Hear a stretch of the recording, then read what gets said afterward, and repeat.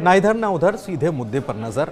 और क्या है आज की खबर, आप देखना शुरू कर चुके हैं न्यूज़ 18 आपके पुनीत के साथ। तो रूस और यूक्रेन युद्ध के 3 साल पूरे हो गए और इस जंग में अब तक दोनों देशों के 2 लाख से ज्यादा सैनिक मारे जा चुके हैं। करीब 8 लाख सैनिक घायल हुए हैं। यूक्रेन के 1 करोड़ से ज्यादा लोग इसमें बेघर हो चुके हैं। 20 लाख बच्चे हैं जो इस युद्ध की त्रासदी से जूझे हैं। ये सेकेंड वर्ल्ड वॉर के बाद यूरोप में सबसे बड़ी तबाही है। राष्ट्रपति पुतिन के आदेश पर 24 फरवरी की सुबह रूसी सेनाओं ने यूक्रेन की राजधानी कीव पर 2 तरफ से हमला किया था और तब इसे पुतिन ने यूक्रेन में तैनात सेना को हटाने का ऑपरेशन बताया था। तब से लेकर अब तक भीषण युद्ध में बम धमाके, गोलियों की आवाज, टैंक्स के हमले और ड्रोन के हमले थमने का नाम ही नहीं ले रहे। दोनों तरफ से जंग लगातार लड़ी जा रही है और कोई भी पीछे हटने के लिए तैयार नहीं है। हालांकि जो अमेरिका यूक्रेन को युद्ध में मदद पहुंचा रहा था, उसके सुर जरूर अब बदलने लगे हैं और इसके बाद अब लग रहा है कि जंग का रुख भी जल्द ही बदल जाने वाला है, क्योंकि अमेरिका के राष्ट्रपति अब डोनाल्ड ट्रंप हैं और अब डोनाल्ड ट्रंप ने इस युद्ध के लिए न केवल यूक्रेन को जिम्मेदार बताया है, बल्कि वहां के राष्ट्रपति को मामूली कॉमेडियन और तानाशाह तक कह डाला है। हाल में इसका जवाब भी यूक्रेन के राष्ट्रपति वोलोदिमीर ज़ेलेंस्की ने अपने बयान से दिया, जिसमें उन्होंने कहा कि अमेरिका के राष्ट्रपति गलत फहमियों का शिकार है। उन्हें रूस की तरफ से जो कान भरे जा रहे हैं वो बस उसे ही दोहरा रहे हैं। लेकिन हाल में एक और ताजा बयान ज़ेलेंस्की की तरफ से आया जो चौंकाता है। ज़ेलेंस्की ने कह दिया कि अगर उनके इस्तीफा दे देने से शांति बन जाती है और युद्ध रुक जाता है तो वो अपने पद से इस्तीफा देने के लिए तैयार हैं।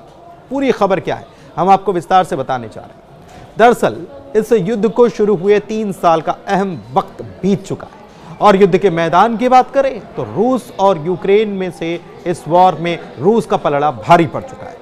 उसकी तरफ से हमलों में कोई कमी नहीं है और कुर्स्क की जिस जमीन को कब्जाने का दावा ज़ेलेंस्की कर रहे थे, उसके आधे से भी ज्यादा हिस्से पर रूस ने अपना नियंत्रण फिर से हासिल कर लिया। दूसरी तरफ यूक्रेनी राष्ट्रपति ज़ेलेंस्की ने कहा कि वो शांति के खातिर कुछ भी करने के लिए तैयार है।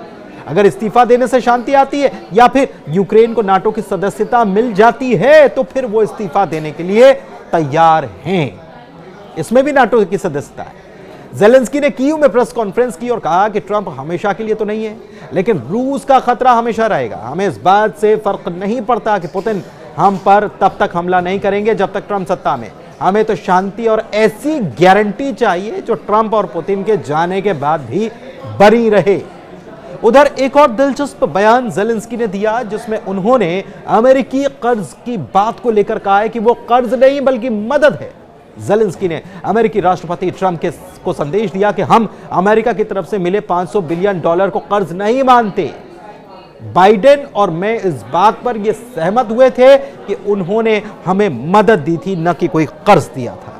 मदद को कर्ज नहीं कहा जाता, यह भी समझा गया।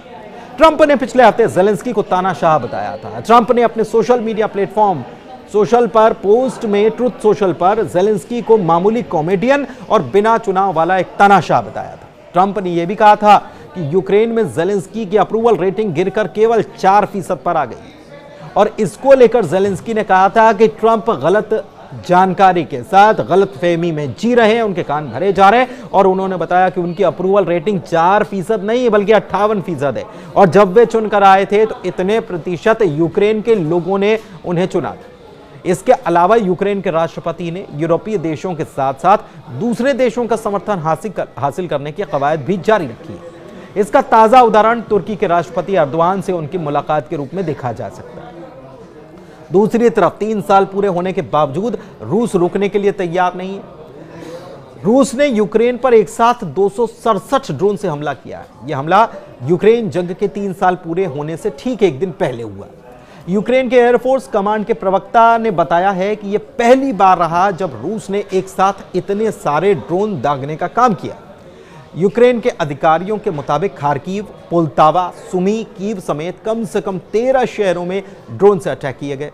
यूक्रेन की सेना ने यह भी दावा किया कि रूस ने 3 बैलिस्टिक मिसाइल भी दागी है। हालांकि डिफेंस फोर्स यह भी दावा कर रही कि हमने तो 138 ड्रोन को मार गिराया।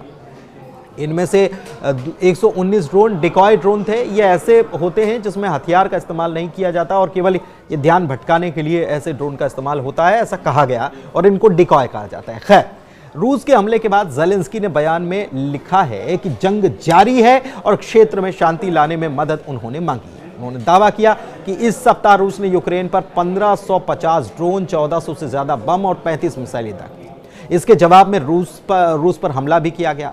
यूक्रेन के डिफेंस मिनिस्ट्री ने बताया कि वहां से 20 ड्रोन हमले किए गए थे, लेकिन उन्हें भी मार गिराया गया है। और दूसरी तरफ यूक्रेन की तरफ से भी लगातार जो है वो अटैक जारी है और लगातार हमले हो रहे हैं, लेकिन रूस कह रहा है कि जितने भी अटैक हो रहे हैं हम उन सारे अटैक्स को नाकाम कर दे रहे हैं। युद्ध जारी है, 3 साल पूरे हो चुके हैं और अभी भी यहां शांति नहीं बन पाई।